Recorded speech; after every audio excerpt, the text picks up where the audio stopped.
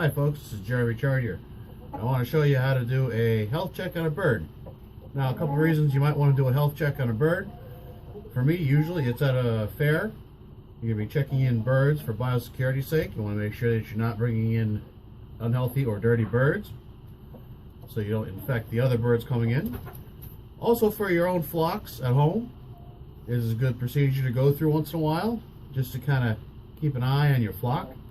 First and foremost, when you want to check into a bird's health, you want to look at their head.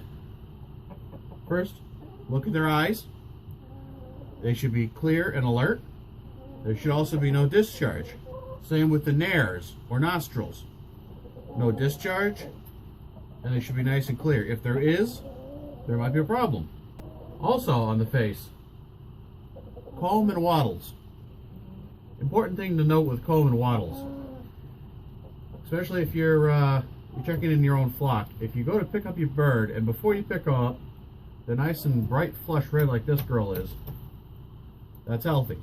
But if you pick them up and they turn a dark purple, that's not healthy. Now what that is that is a lack of circulation, and that can be caused from a number of different things. Usually it's either they have a bad heart or they're severely stressed.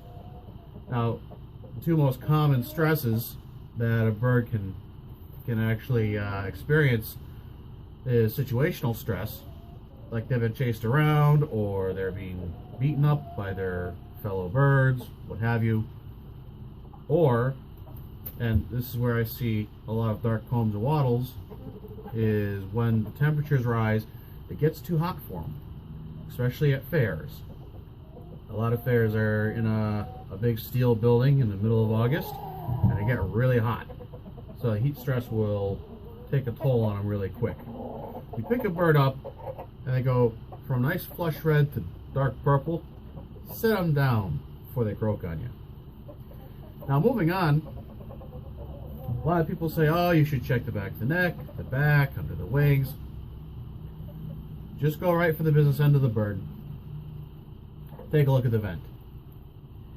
And this bird does have some evidence of northern fowl mite. 9 times out of 10, if they have any mite, you're going to find them back there. Now, when you're looking at the vent, you're looking for little black dots running around.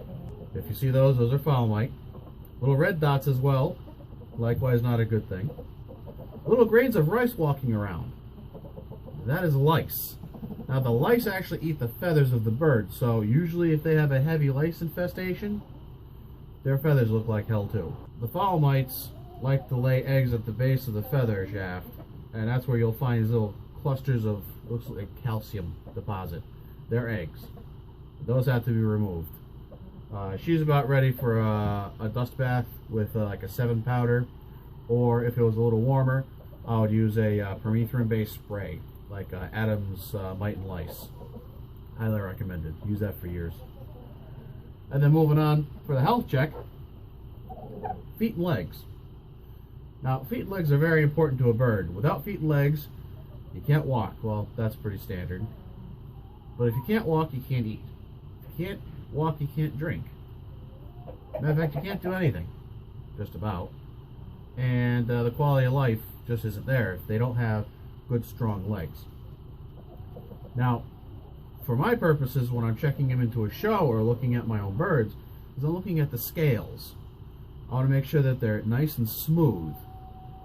If they're not nice and smooth, and you run your hand against them and it's like rubbing your hand against a rough file, then there may be a problem. They probably have an infestation of scaly leg mites. Now, how to fix that, take a little petroleum jelly and you smother their legs. Do it a couple times during a week. It's messy. They're going to walk around, they're going to get stuff clinging to them. It's not a big deal. It's fine. It doesn't hurt them. Makes a mess, but it absorbs in, and in the end, it suffocates the mites underneath the scale, and also allows the scales to soften up and reform back down. Look at your general appearance.